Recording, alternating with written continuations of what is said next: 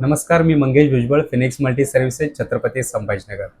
आज व्हिडिओ बनवण्याचा मुद्दा असा आहे की जे काही लोकांना कामगारांमध्ये फॉर्म भरलेले होते त्यांचे फॉर्म सध्या कामगार ऑफिसकडे रद्द करण्यात आलेले आहेत. जसे की क्लेमचे फॉर्म म्हणजे मुलांची स्कॉलरशिपचे, आपली जे प्रसूती झालेली डिलिव्हरी झाली ते डिलिव्हरीचे, लग्नाचे फॉर्म, जेवढे क्लेमचे फॉर्म आहेत ते पूर्णपणे सध्या रद्द करण्यात आलेले आहेत.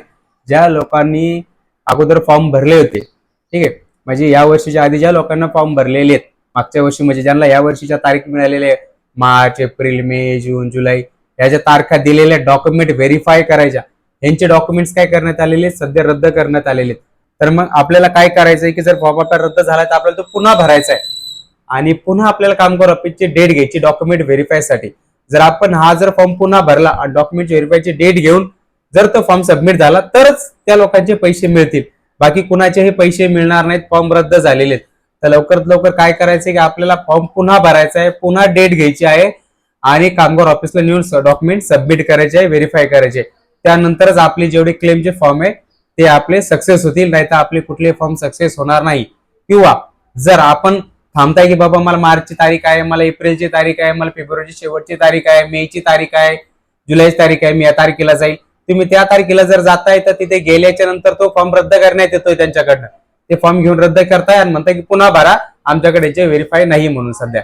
तर त्यामुळे आपल्याला काय करायचं आहे की डॉक्युमेंट जे आहेत हे पुन्हा घ्यायचे आहेत, पुन्हा फॉर्म ऑनलाईन फिलअप करायचा आहे आणि डेट घेऊन कामगार ऑफिसला जाऊन द्यायचे आहे. तर ज्या लोकांना माझ्याकडे जर फॉर्म भरलेले असतील तर त्यांना लवकरात लवकर येऊन हे फॉर्म जे आहेत, स्कॉलरशिपचे असो, प्रसूतीचे असो, लग्नाचे असो, डेथ क्लेम असो, कुठलेही असो, यांना हे पुन्हा भरायचे. तर पुन्हा भरण्यासाठी तुम्ही लवकरात लवकर ऑफिसमध्ये या, हे फॉर्म भरून घ्या, जेणेकरून काय होईल, आपले जी मिळणारी रक्कम आहे, आपली जी मिळणारी मुलाची स्कॉलरशिप आहे ती आपल्याला मिळेल अथवा मिळणार नाही जर आपण केलं नाही तर. ठीक आहे. अधिक माहितीसाठी माझं जे चॅनल आहे मंगेश भुजबळ याला सबस्क्राईब करा, त्याला लाईक करा. माझे जे व्हिडिओ आपल्याला आवडत असतील, कुणाला माहिती हवी असेल सरकारी योजनेबद्दल तर हे व्हिडिओ त्यांना शेअर करा, जेणेकरून प्रत्येक लोकांना ही माहिती मिळेल. कामगारमध्ये कुठले कुठले बेनिफिट असतात किंवा सरकारी ज्या योजना चालू आहेत त्या योजनेची मी पूर्णपणे माहिती आपल्यापर्यंत घेऊन येत असतो, त्या माहिती आपल्याला मिळेल. माझा व्हिडिओ बघितल्याबद्दल सर्वांचे धन्यवाद.